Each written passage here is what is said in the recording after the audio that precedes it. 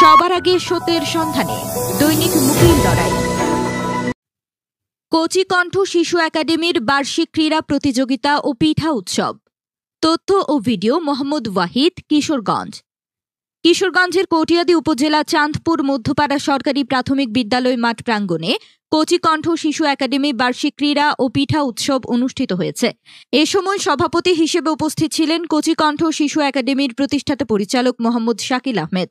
এছাড়াও আমন্ত্রিত অতিথি হিসেবে উপস্থিত ছিলেন বাংলাদেশ কিন্ডারগার্টেন অ্যাসোসিয়েশন কটিয়াদী উপজেলা শাখার সভাপতি জনাব শাহজাহান পিন্টু, ৪ নং চাঁদপুর ইউনিয়ন পরিষদের ভারপ্রাপ্ত চেয়ারম্যান শহীদুল হক উজ্জ্বল, ভাট্রা হাওর তদন্ত কেন্দ্রের ইনচার্জ বিদ্যুৎ কুমার বড়ুয়া, কিশোরগঞ্জ ফুটবল রেফারি অ্যাসোসিয়েশনের সদস্য আবুল কাশেম।